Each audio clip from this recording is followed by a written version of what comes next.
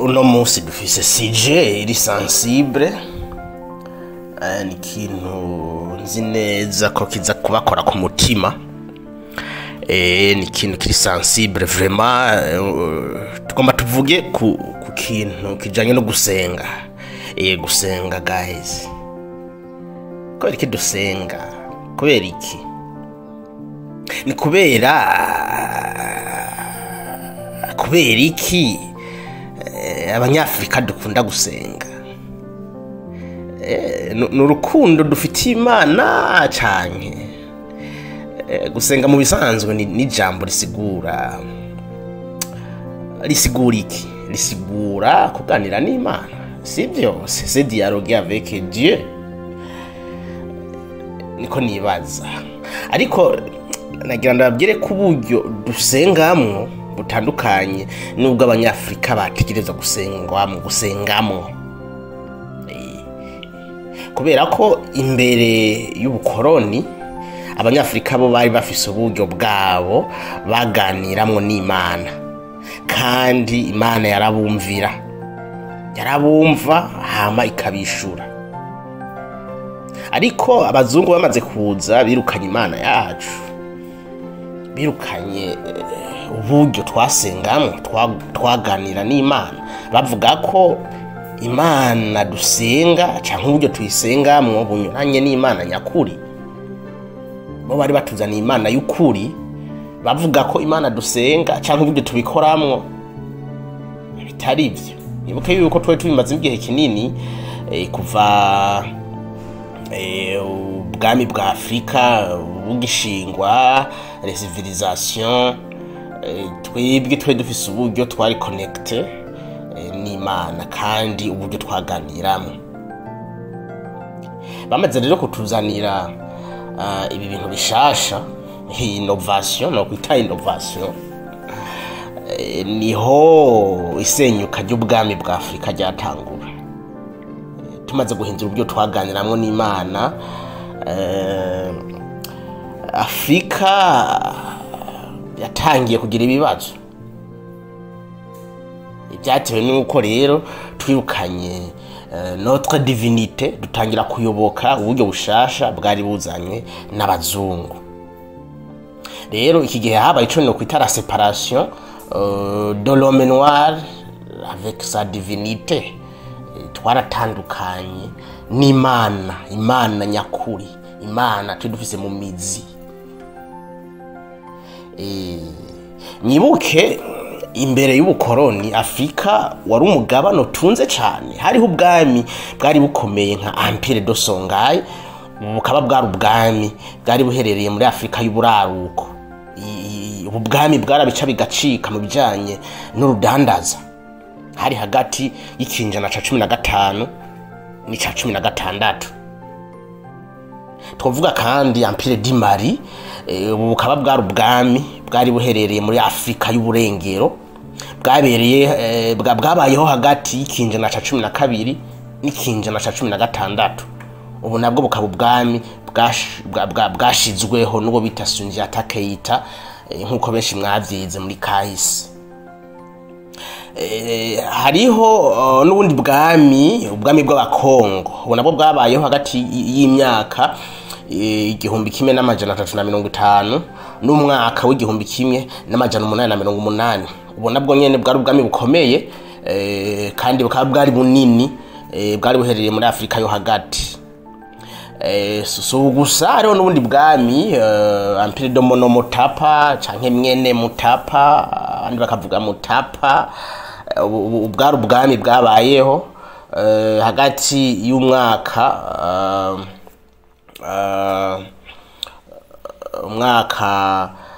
w'1250, 1600 guca. Bwari buherereye musi y'ikiyaya c'uruzi rwa Zambeze, ni muri Zimbabwe y'ubu, mu gice ca Afrika y'ubumanuko. Hariho n'ubundi bwami rero bwari butunze, bitwereka ko Afrika kabisa yari panze neza. Afrika yari itunze ku rwego rwo hejuru gushikaho abazungu bobo ico gihe bari bakenye, bari bagwaye, bari vulnerable, batangiye kwiyumvira uko botera Afrika, babona uko Afrika ibayeho bakagira ifitina bikabababaza agahinda kakabica. Niho rero havuka iciyumviro cyo gutera Afrika, ariko kubera mu nguvu Afrika bitari gushoboka ko bayivogera, bize ubundi buryo boyishira hasi badakoresheje inguvu. Rero bazanye ijambo ry'Imana, iri jambo ry'Imana niryo ryashize Afrika hasi. Mu vyemere canke mu bireke, iri jambo ry'Imana niryo ryasambuye Afrika. Bo bari bizeye neza ko Afrika nibayica imizi bazoza bahita bahenura gusa, kandi niko vyagenze. Baduciye imizi takurya kw'igiti, ugiciye munsi ugakikata imizi, murazi ko muba mugihejeje gica cuma, natwe twahise twuma. Nico gituma ubutunzi Afrika yari ifise, ubwami bwari buhari, ubuhangange Afrika yari ifise, byose byagiye nk'ifu y'imijiro kubera ko iri jambo ry'Imana. Yego nuko vyagenze. Niho ncagaruka rero nkavuga ati ibibazo dufise nk'abanyafrika birashobora kuba biva ku gutakaza karanga. Nitukiri abanyafrika nyabo, nitukiri original. Kuko ntushobora kuba umunyafrika ugaca kandi wiyita ikindi kintu, ntibikunda.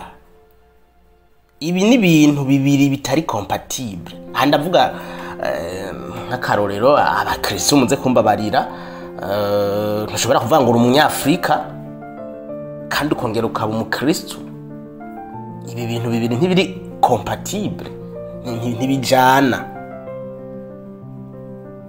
Aho uba wataye akaranga. Niko vyagenze, twarataye akaranga ka Afrika. Ikibazo nuko tutazi abo turibo, ntituzi iyo twavuye. Kahise kacu karabaye corrompi. Ariko nagira ndababwire ko tudashobora kumenya iyo tuja mu gihe tutazi neza iyo twavuye. Niyo mpamvu gumubona tujuragirika, tuguma mu bibazo bidahera. Tugerageje no gutwara solution, ça ne marche pas. Mon akibaza qu'est-ce qui ne va pas avec notre approche? Ce qui ne va pas, nous avons perdu notre propre divinité. Kini kintu abantu benshi bafata minenego mugabo nababwiye ko iyo umuntu aguciye imizi abagushoboye. Ariko harabona ko inyishu y'ibibazo dufise ari kwiruka mu masengero, kwambaza ya Mana batuzanira tukayakira ku nguvu, kuko nta yindi shwa twari dufise. Baraduhenze, baraduhenda, Imana turayakira. Jeje ndayita enje importe, c'était enje importe kubera ko yajiva hanze. Kujya muvuga yuko ibyo dufungura biva hanze babibiri importe, ni Imana iri importe. Hari abahinga mu by'ubutunzi berekana ko kugira igihugu gitera imbere bisaba ko abene gihugu bafungura ibyakorewe indani mu gihugu, pana ibyavuye hanze. Ibi nibyo je ndavyemerije na kwijana, kuko iyi ni dimension économique. Ariko hari indi dimension spirituelle abantu batavuga, birengagije. Yinayivuga ko kugira igihugu gitera imbere abene gihugu bategerezwa kugira ico no kwita une spiritualité originale. Bategerezwa kuba bari lié, bari connecté avec la divinité originale. Ni ya Mana yiwacu rero imwe twahoze tuganira ikatwumvira, kuko twari dufatanye kujya kwimizi n'igiti c'inganza marumu. Nk'akarorero mu Burundi twavuga ngo Mana y'u Burundi, ariko butuvuga ngo iki? Cyangwa bavuga ngo Yesu we, Jesus. ibintu nk'ivyo.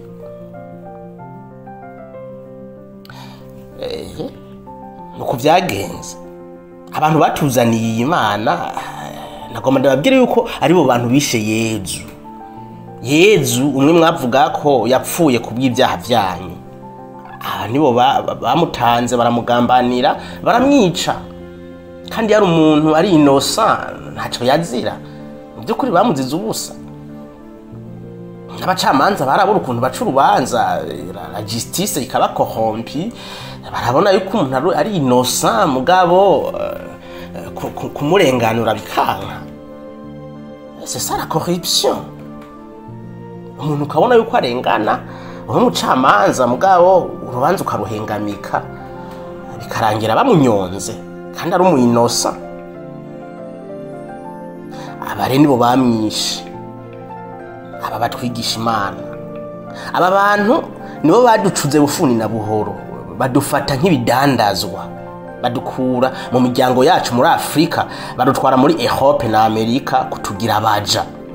Ibi bikaba byamaze imyaka irenga 400, maze abanyafrika miliyoni n'imiliyoni barahatikirira.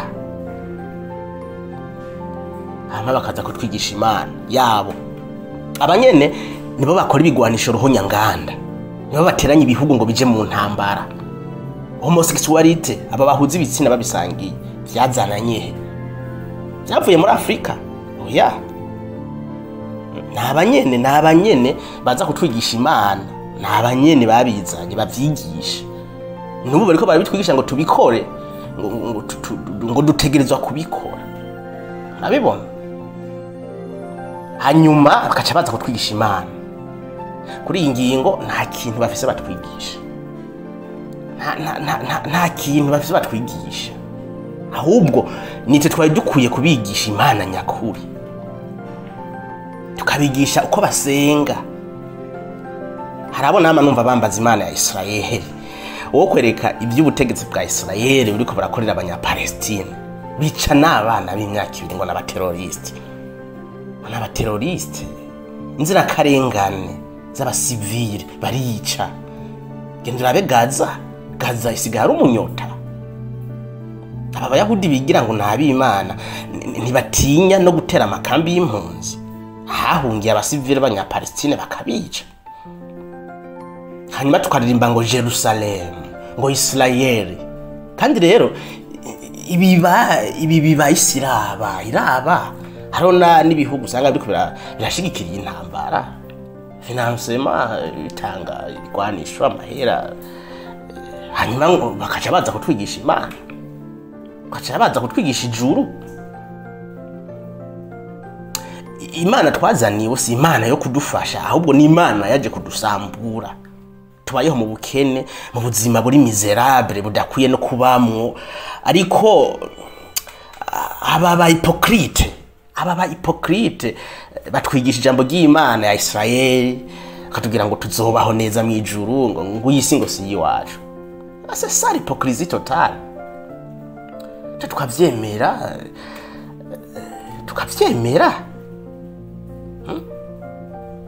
Nta n'ubushobozi tugifise bwo kwiyumvira. Twabifashe kwa rukuri. Twabifashe ko ubukene dufise, ingorane dufise ari ubushake bw'Imana. Kugira rero baduhoze, badukonsole, baza kutwigisha, kutuganirira ibyabaye ku bandi. Murabizi ibyabaye kuri Yobu, kugira batweke ko ingorane ari bisanzwe, ubukene, la misère ari bisanzwe. Hari n'abandi byabaye ko, ariko iyi ni ya hypocrisie nababwira. Abo kubera iki batemera ubukene, kubera iki badakenye, kubera iki twe batwumvisha ko ubukene ari sawa, tubyemere tubibemwo, dutekereze. Ariko bobo murababona ni baba hypocrite. Guys, kuki duhendwa? Kanguka, vyuka, wake up please. Va mwiryo tiro ry'umukondora zose. Abo bapasteri abo bandi bigo barabahenda ngo muzoja mu ijuru, ngo nimuryoherwe n'ubwo buzima bw'ubukene mubayemo. Babwire ko twabahinyuye, twamenye abo turibo. Twaramenye umunyafrika w'ukuri icarico. Umunyafrika w'ukuri wariwe. twaramumenye, twaritahuye, twaramenye iyo twaje tuva. Niyo mpamvu désormais tuzi iyo tugana, turazi iyo turiko turaja. Abantu rero badusubiza inyuma, aba bantu bagerageza kudukonturuna kugira batugumize muri ya hypocrisie yabo, twarabahinyuye. Reka ngarukirize ngaha, akakaramaze tuzosubira.